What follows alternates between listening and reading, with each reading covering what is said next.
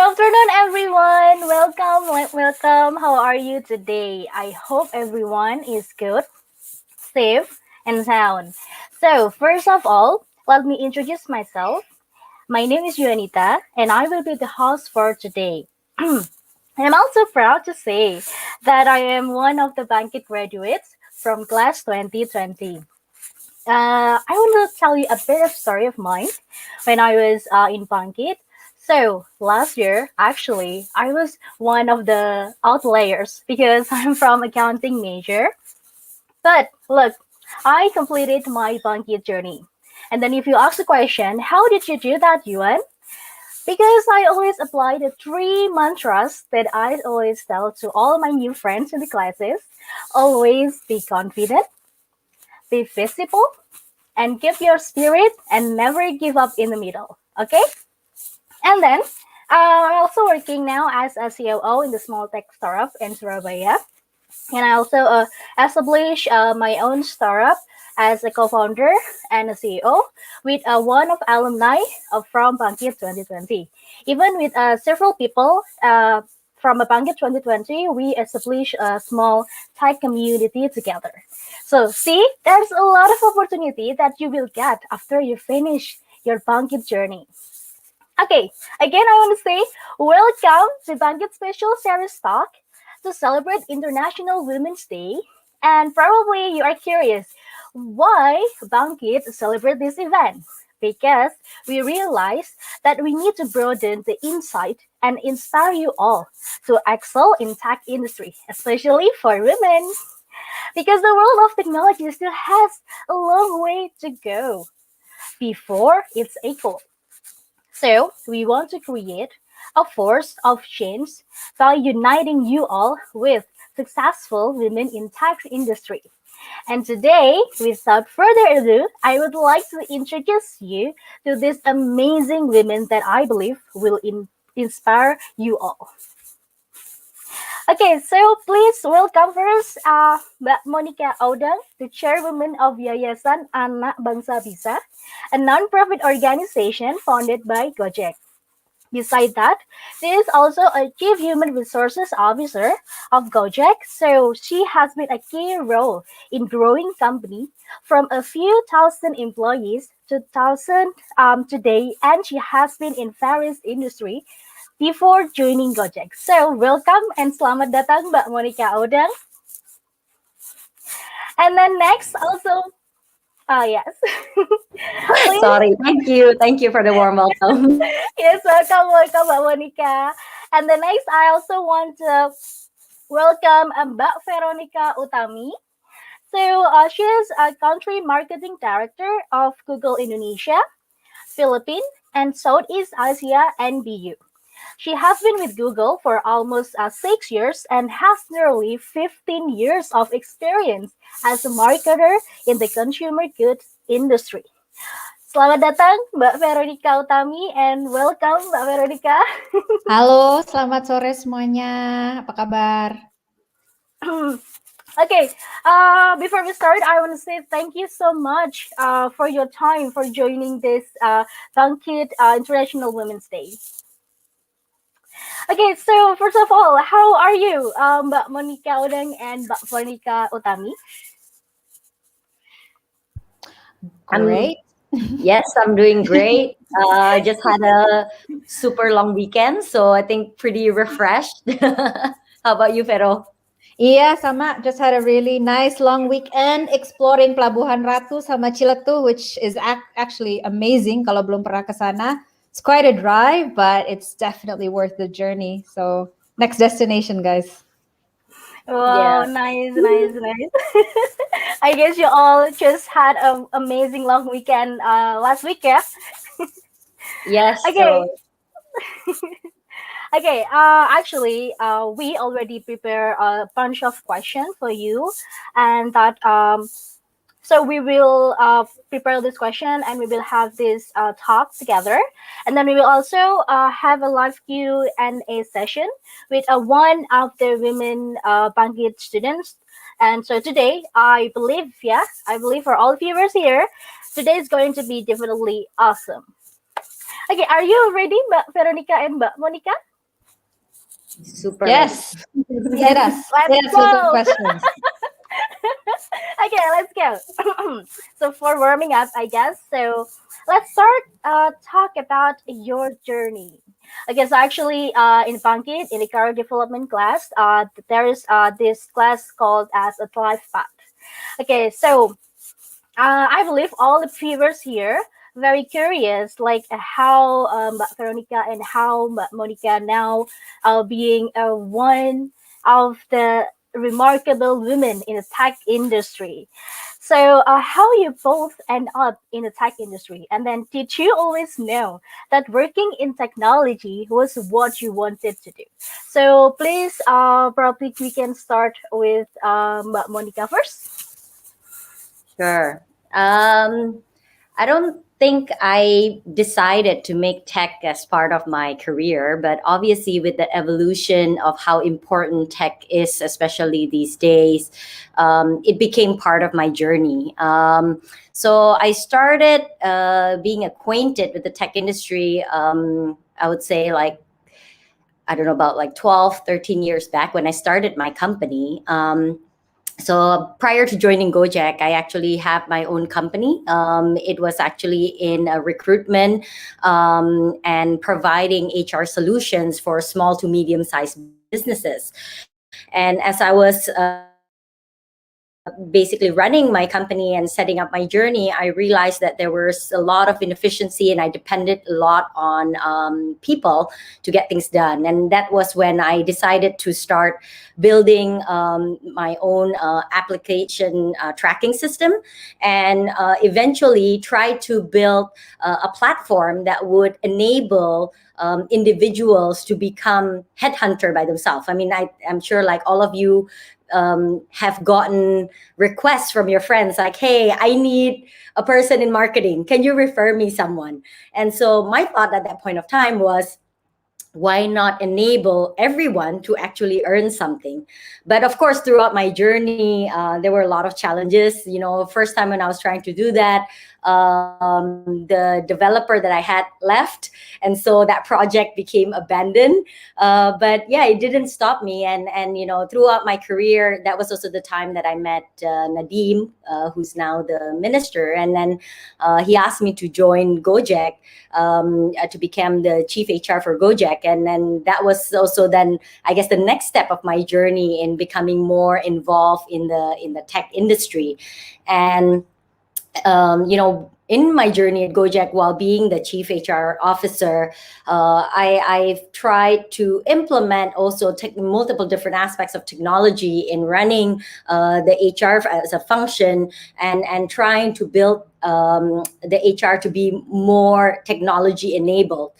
And now, as I move on to my next role in the foundation, you know, one of our mission is to create more change makers that will be able to create, you know, basically producing change makers that will be able to produce local solution through technology and innovation. So I think in a way I've incorporated technology as part of my career journey from that point onwards. Wow, it's a very amazing story. Thank you so much, Mbak Monica, for sharing. Okay, now I give the stage to Mbak Veronica Utami. Please share to us about your journey. Okay. So aku campur-campur nggak apa-apa ya, gado-gado ya. Nggak apa-apa, Mbak, nggak Oke. apa-apa. Sip. Jadi aku dulu kuliah itu di ITB, jadi anak teknik. So I was actually an engineering graduate. I studied industrial engineering.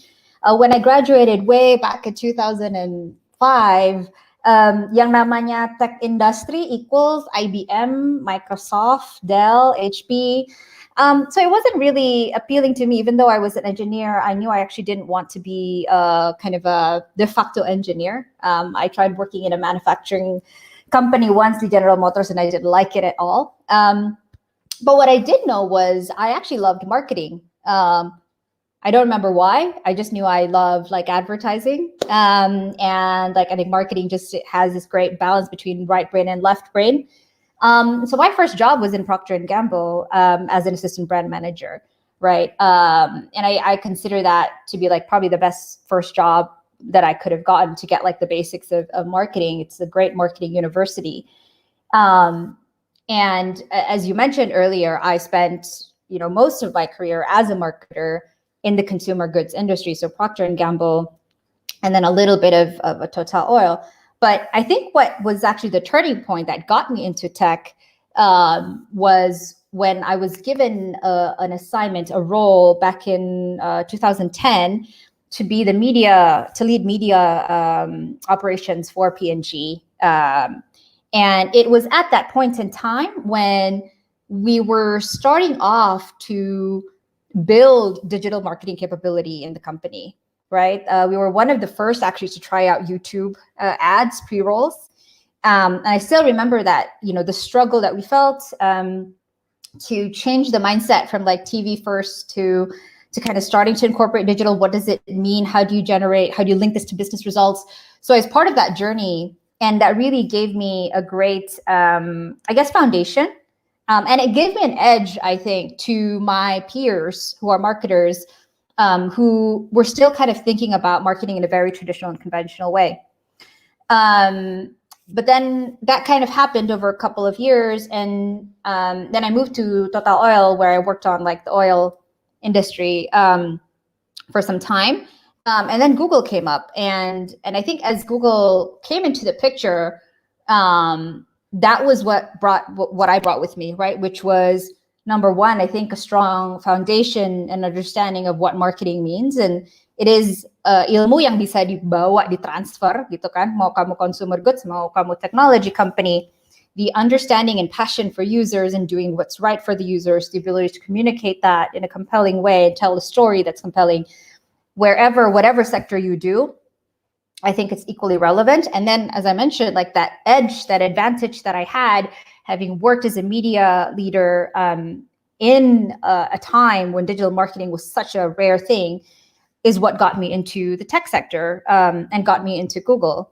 And what's kept me in the tech industry and what will continue to probably keep me in the tech industry is the fact that as we work in tech, we have the privilege and the opportunity to solve, really big problems in the world through technology. And I think that's why I've continued to remain here. And so kalau pertanyaannya adalah, did I go out intentionally to work in tech? No, that was never the case. I went into my career wanting to do what I love the most, which is marketing.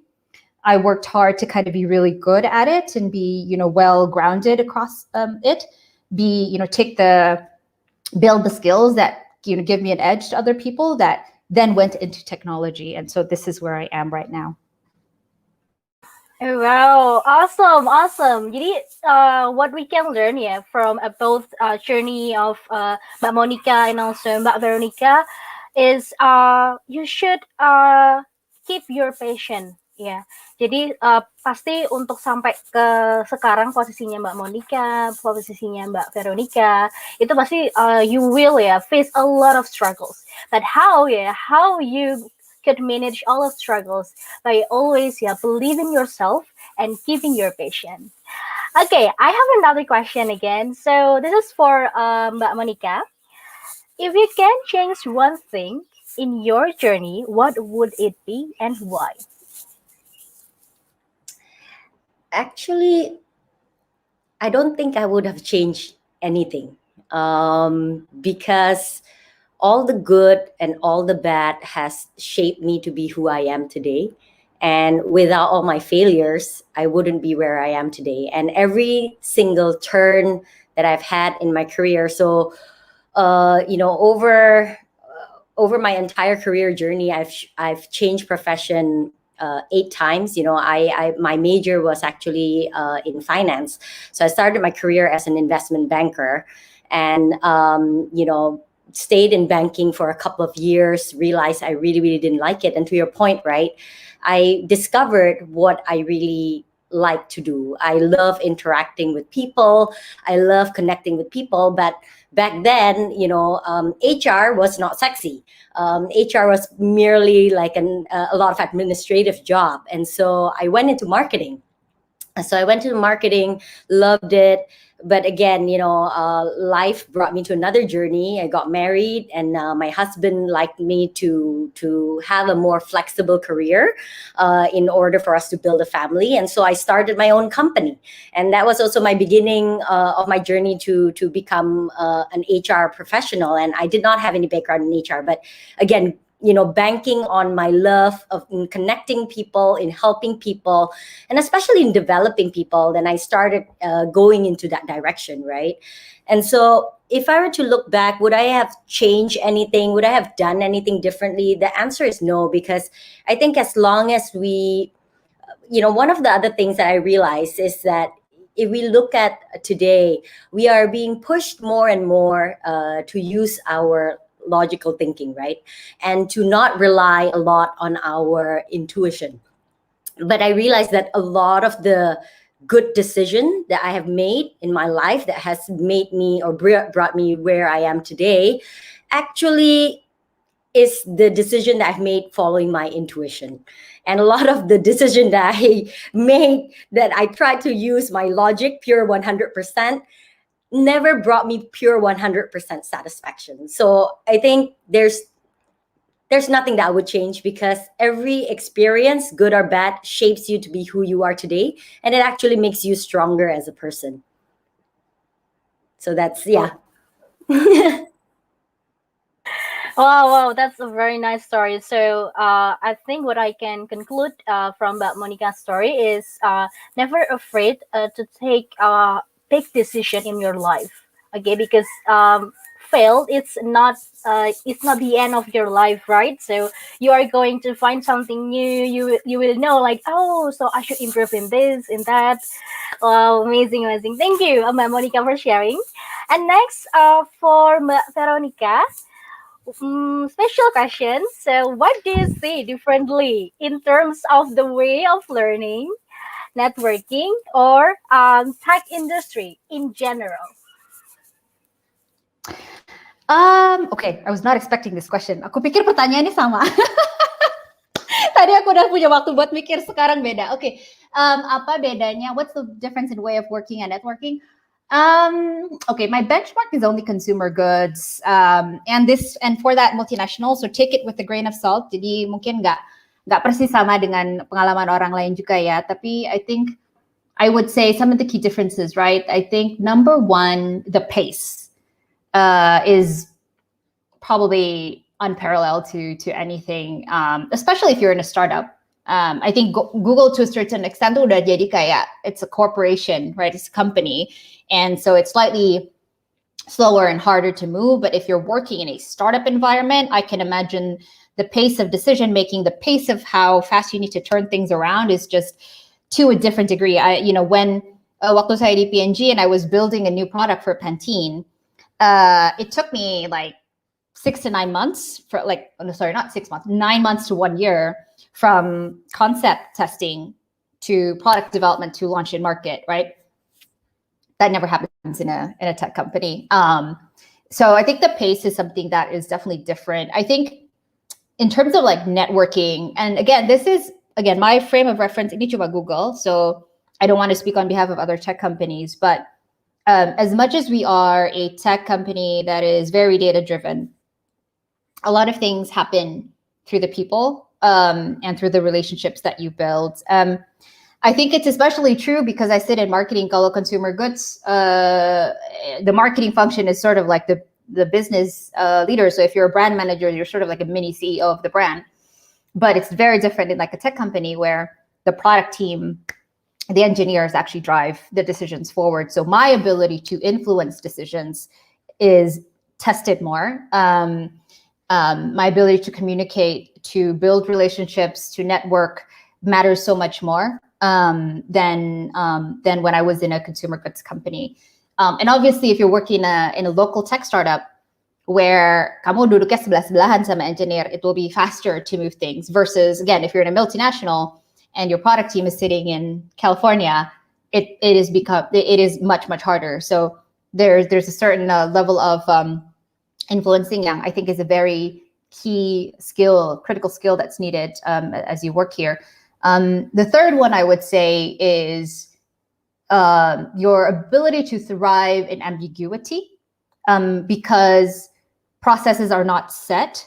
The business model is not set. Again, P&G is like a 200-year-old company, and Google, as much as it is a big ship now, but it is still much younger. It's like in its young adult years, right? So banyak banget yang kita nggak ada clarity sama sekali, then you just have to figure it out, right? Your ability to be an entrepreneur on your own and navigate the organization, navigate the world, solve problems, and be creative about the solutions, be scrappy about the solutions. Karena juga, again, you don't always have the option of millions of dollars of budget or hundreds of thousands of dollars of budget, but how do you find creative ways of solving things, I think is again, something that is more prevalent in a tech company than it is in kind of other sectors. Well, I see. So, I think but Veronica just gave us the picture how the multinational company works. Great. Okay, so the next question is again still about the tech industry. So many women in the tech industry have felt that their gender has affected the way that they are perceived or treated. Especially, we know that tech industry is a male-dominated field. Have you ever been in a situation like I don't know, like intimidating situation or something like in uncomfortable situation, and then how did you deal with that? And then probably if there's kind of like a stereotype or stigma in that environment, and what did you do to break that? I think I will let Veronica first to share with us. I think I'm lucky. I don't feel like I've ever felt discriminated in any way because of my gender. I actually think tech companies are quite forefront in leading, the work in diversity and inclusion in the workplace, at least in the past, I would say 2 years. It's not always balanced. I think if you look at kind of the management and the leadership roles within Google, if it's non-engineering, we actually have a higher proportion of females. So that's where I sit, right? But for engineering and tech, obviously that percentage is different. But we do still have like SVPs and VPs in kind of the product engineering world that are female. So I think there is definitely work towards making that more gender balanced in a way, and I have never felt kind of discriminated.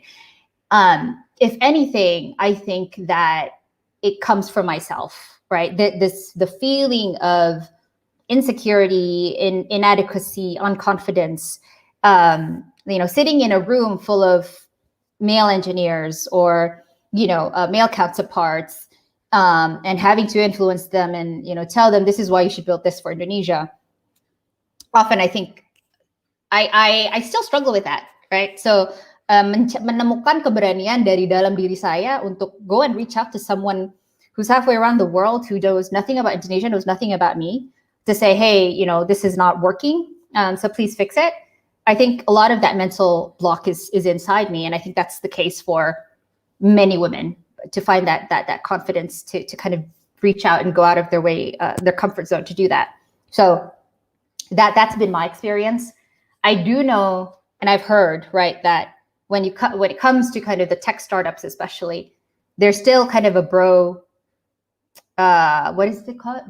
culture, especially on the founders level, because there's a lot of more male founders than female founders, and so that is something that I think female leaders within this community, this ecosystem, we need to kind of figure out and rally and support and encourage each other, so that we all kind of feel like we're in one team and we have a family that supports us. But my experience has not been the same, fortunately. The third thing I would say is, and this is why we're doing Bangkit, right? I think what also plays a role is also the number of women going into this field and the gap that we see there, and how can we get even more women, interested in tech, especially the product and the engineering side. How do we build their capability? How do you build their confidence? How do you build their community, so that there's more and more women? Karena semakin banyak perempuan yang masuk ke dalam, that area, then the more they will grow as a community. And we all know women thrive in communities, and how can we help each other juga gitu. So once we have more women who are leaders, how do we pull each other up, and how do we support and mentor and sponsor more and more women in the tech sector? So it's a long answer to your question, but my experience has been fortunately good, but it doesn't mean that the whole picture is good. I think there's a lot of work that we need to do together to help get more gender balance within the sector.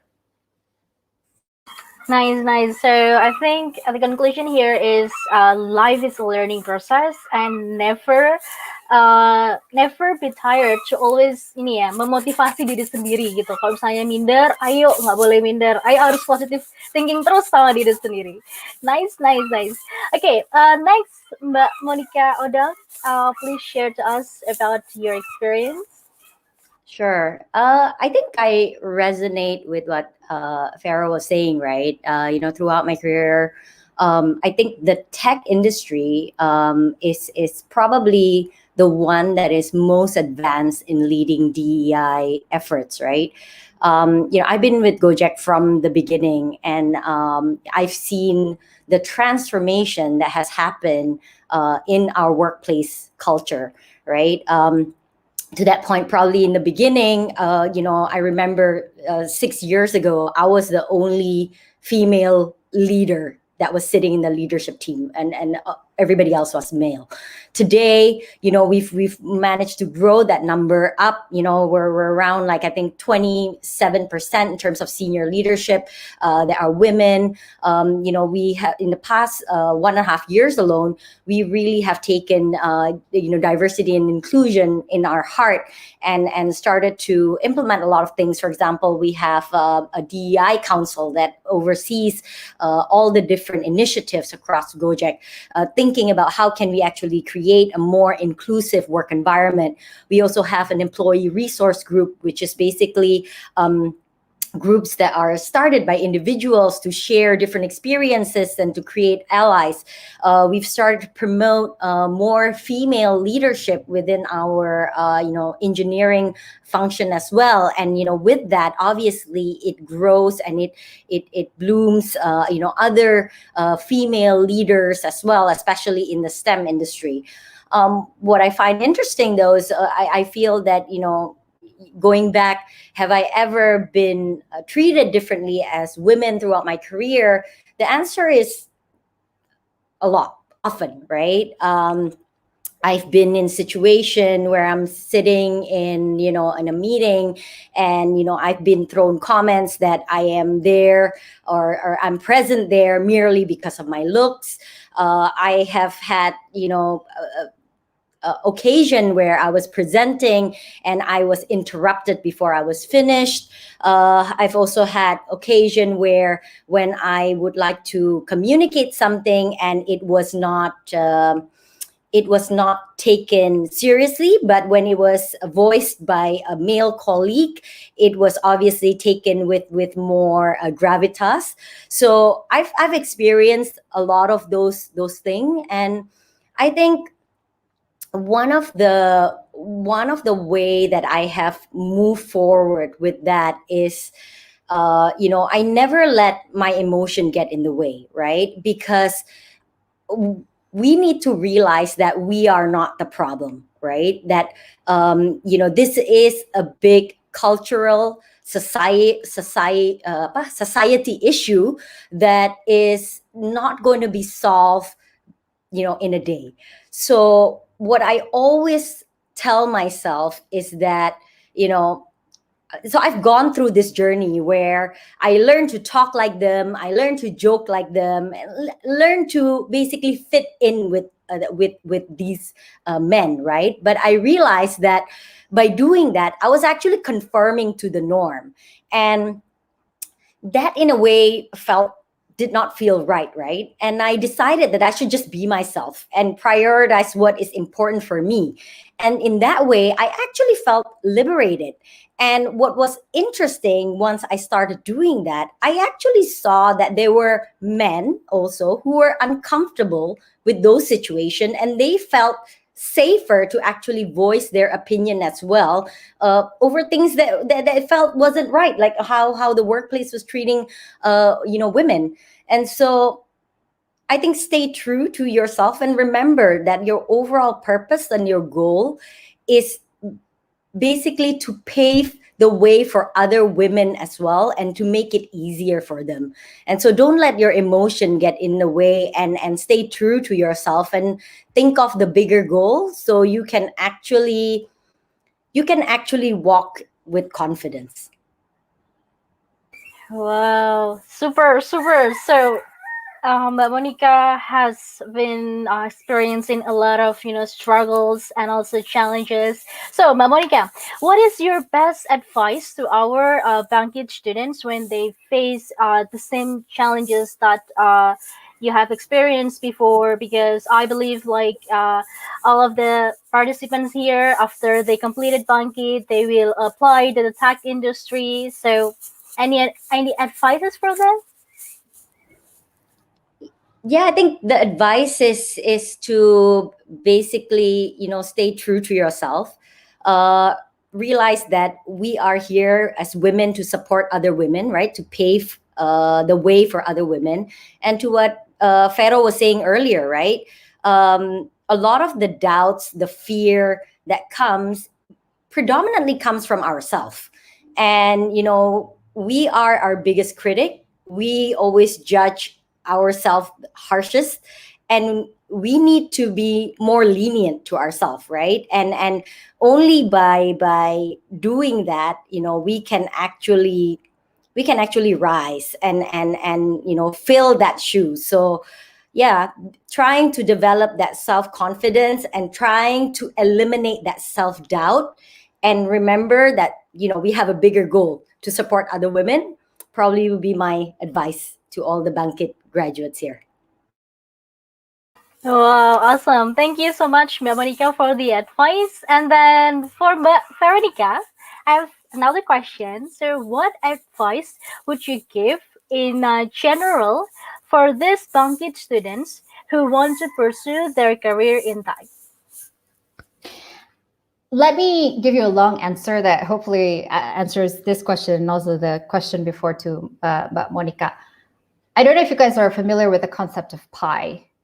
So PI stands for performance, image, and exposure. And fundamentally, if you're trying to build a career, you have to think about these three things. The P for performance means that you absolutely need to make sure that you are extremely good at your job, right? So what you are doing right now, you're learning about whether it's cloud or machine learning or Android. That's the technical skills. You're also learning about leadership. You're also learning about communication and influence and design thinking and creativity. All really, really important stuff to build your performance. Because if at the end of the day, especially if you work in tech, most of the time, it will all start with that. Are you able to do your job well? Are you able to generate results and create impact on whatever you choose to do? So that's the first one. The second one is image. And this one is a little bit more abstract. But the way to think about it is every how the brand misalkan Pantene. If I say Pantene, you think about certain things, right? You think about healthy hair. You may think that's what they intend to say is about healthy hair, or they think about being achieving things. But then when I say misalnya apa ya, tresemme, you might think about something else, right? Which is more kind of salon professional hair, right? So products have a brand, but what you need to realize is you as a person also has a brand, and that's what image is about. Think about how people perceive you, how you want to be perceived, and make that intentional. Jangan biarin itu terjadi secara otomatis. Karena if you do it automatically, then people will perceive whatever they want to perceive. So think about how you are showing up. Misalnya, kamu mau dipercaya sebagai orang yang apa? Sebagai orang yang peduli pada hal-hal apa, right? Dependable, right?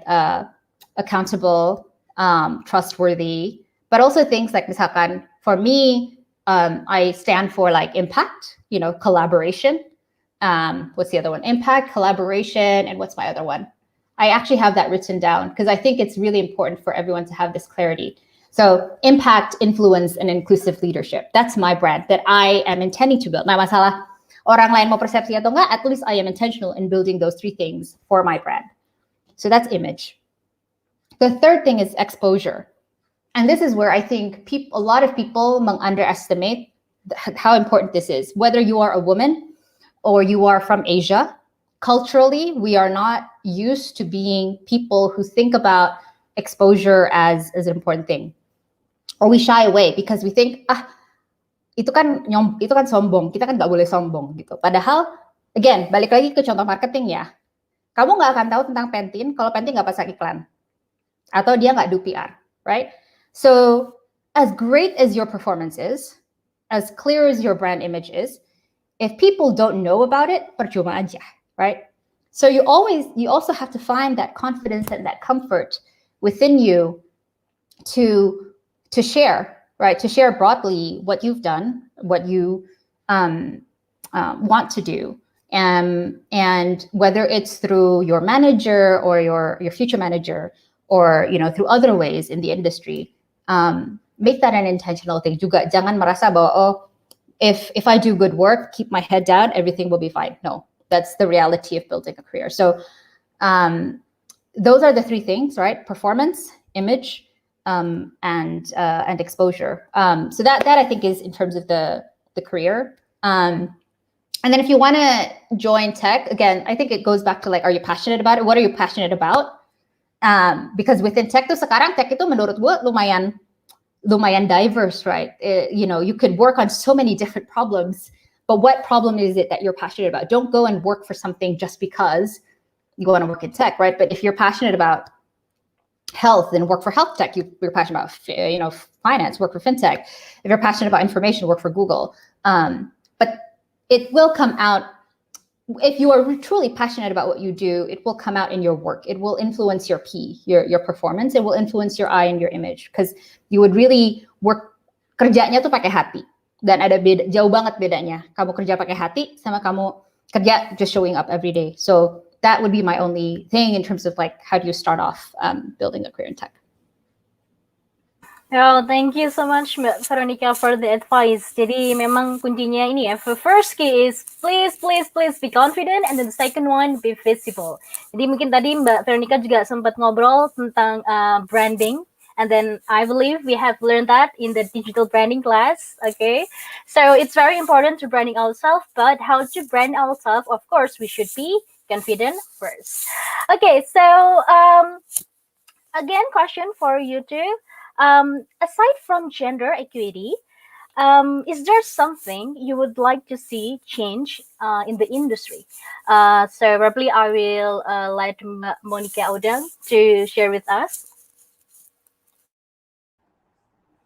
Sorry, the question is, what would I like change in relation to gender equity? I think there's a lot of push to equalize women, but I think what I would like to see more is also for us, to have the ability to liberate men. So what do I mean by that?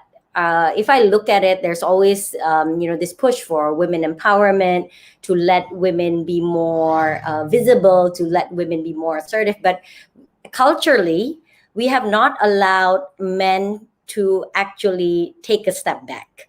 There's a lot of view if, like, let's say the woman is pursuing the career and the man become a stay-home dad, there's a lot of stigma around that. We don't allow that to happen. But I think, one thing that I'm really, grateful for, and I see this also in Gojek, for example, is the push to create this change even from a workplace setting, right?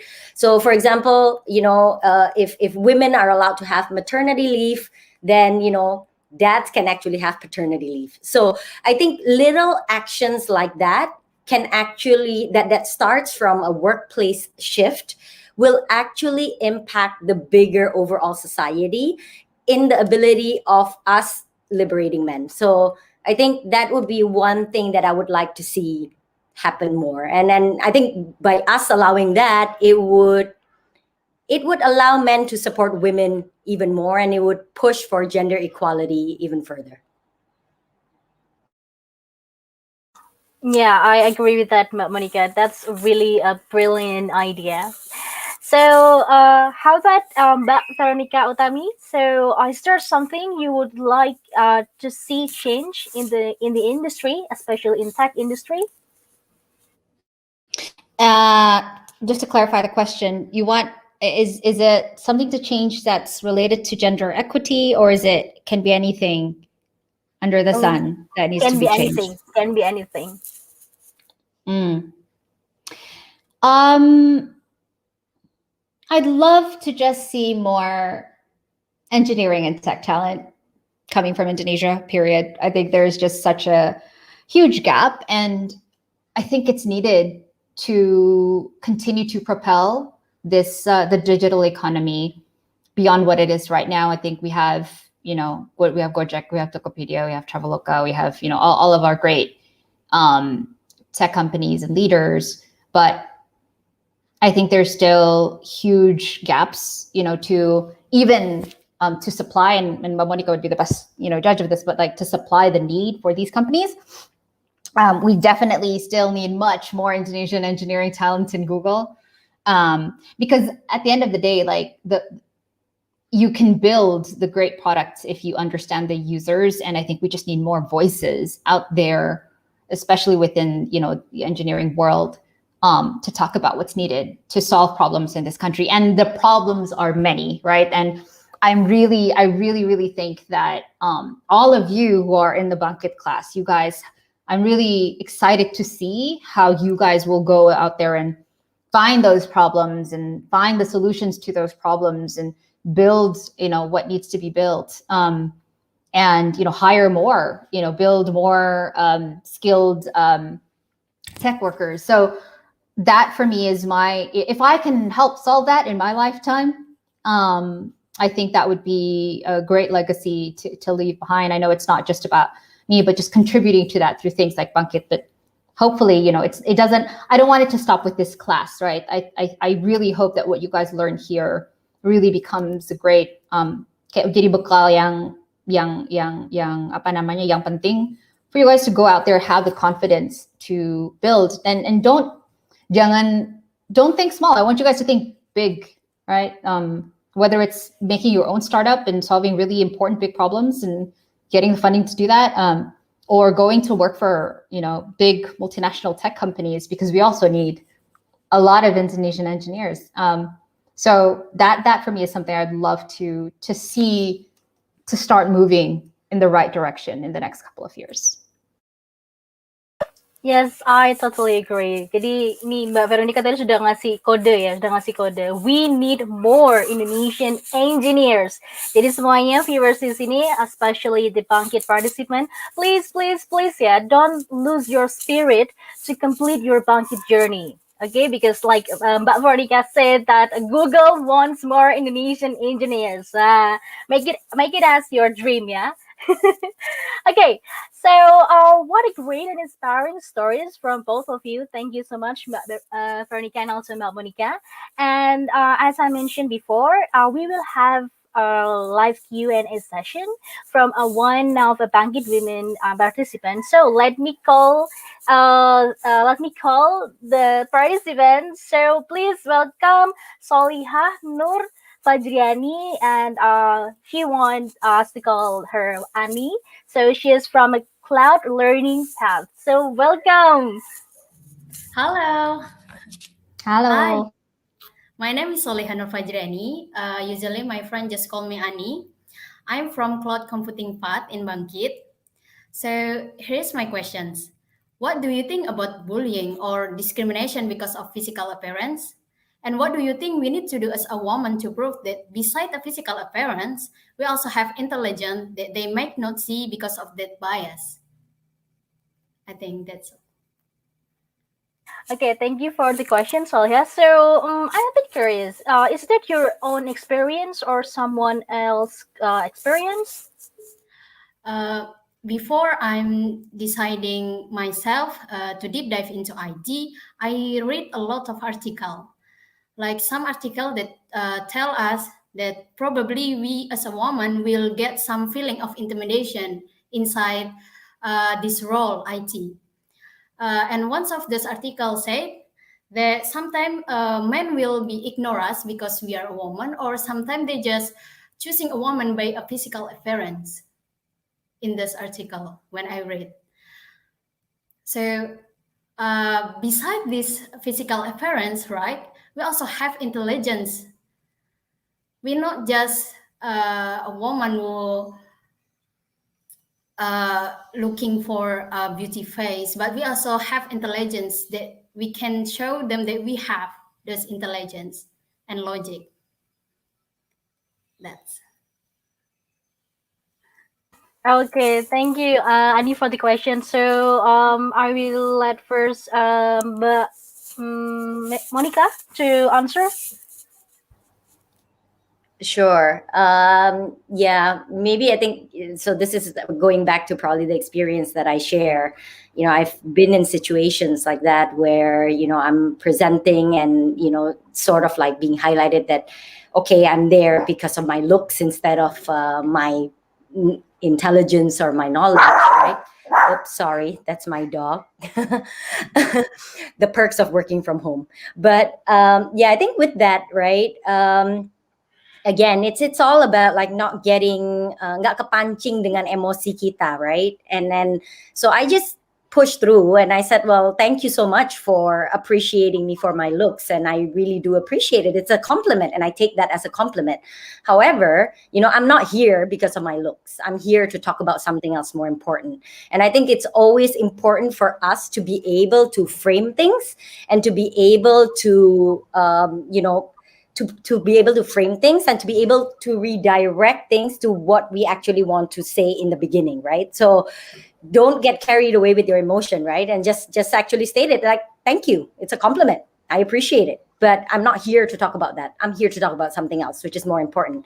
And if you actually have something important to say, then you can probably help comment on my ideas or my thoughts on my presentation. And I think that is the way for you to redirect the conversation and to actually show that you are there beyond your looks, and you are there to act because you actually can bring something valuable to the table. I mean, we have to show them that we are not just because physical appearance, but we also have the skills that not just because physical appearance. Right. Yeah, of course, this is going back to tadi ya, Vero bilang gitu, you need to build your pie, right? So you need to build your pie, then you need to be sure that you are there, you have the knowledge, so you're bukan cuma di sana omong kosong kan, tapi you have actually developed your expertise, you have built this image, and so it's important to actually be able to shift the attention from the appearance to that. Vero, maybe you want to add? No, I think you've handled it brilliantly. Ya, saya pernah meeting sama pemerintah kantor apa ya waktu itu, kelurahan kalau nggak salah. Terus Pak Lurahnya bilang, Mbak ini nih kayak ini, reminds me of my daughter at home. Kurang ajar kan? Padahal saya udah tua juga waktu itu.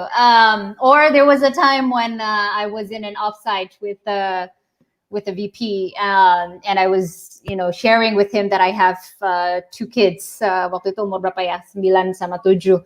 And then he said, "What? You have kids? You look like you're 12." So it feels like there's small things, tapi if you take it too hard, you might get discouraged, right? You might feel like, oh, gue cuma dilihat sebatas itu aja gitu. Tapi don't listen to it. People can talk what they want to talk. Mereka bisa bilang apapun, gak usah didengerin.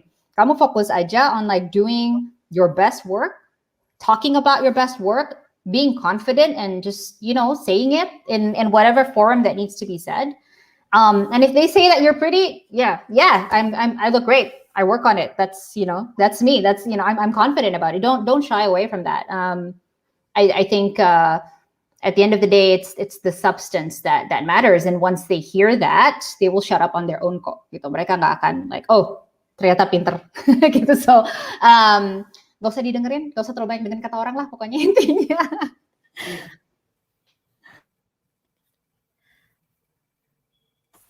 Okay, thank you so much for sharing Mbak Monica and Mbak Veronica. Probably Ani, is that clear for you? So, how do you feel after hearing answers directly from Mbak Monica and Mbak Veronica?